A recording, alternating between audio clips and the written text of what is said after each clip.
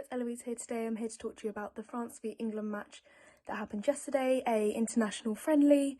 Unfortunate loss for England of 3-1 in the end.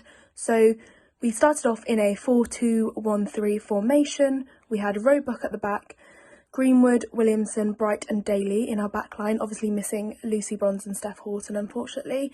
Then we had Walsh and Scott in a defensive midfield position, Kirby in centre, and then Mead, White and Paris up front. So it was a very experienced squad today from the top teams.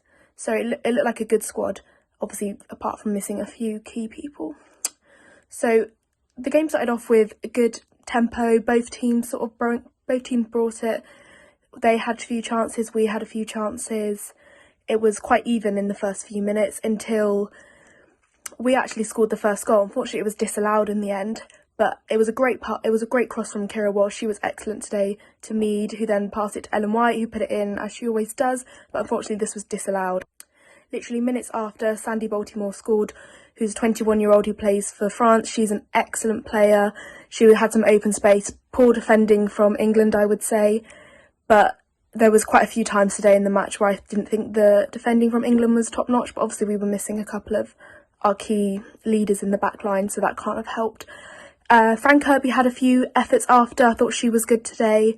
France had a few more chances as well. Nikita Paris had a good chance before half-time. I thought she was excellent too.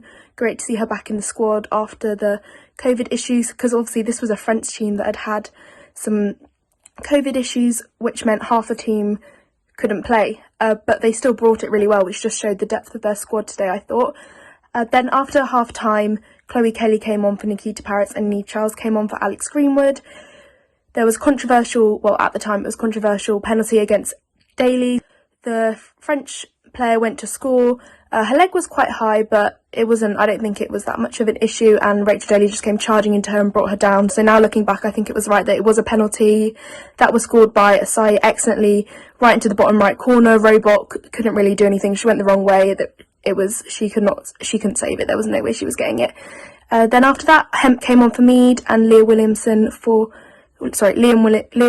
went off, and Lossie Wooden-Moy came on, and then Scott came off, and Nobbs came on, and then White went off, and Bethany England came on. So obviously there was quite a lot of subs. These subs actually made a real impact.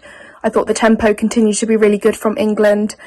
Lauren Hemp was exceptional. I thought her coming on really changed the game. The way she drove at players, if Lauren Hemp has the ball, you can't get it off her unless you foul her. She was brought down a couple of times outside the box, so we had a few free kicks, and then obviously she turned into the box and was also brought down there in the 78th minute, so that was a really good chance for England, and that was scored excellently by Kirby into the bottom left. Much as the French penalty, the keeper went the wrong way and had no chance really. Unfortunately, straight after that, in the 82nd minute, France came on the counter-attack, which they were excellent at today. As soon as you can't slip up and give them the ball, because they will just charge at you, and the pace on the players, I thought they were excellent with their counter-attacks today, and so they scored in the 82nd minute. Great goal, a few defensive mistakes from England again, and that led the score to be 3-1.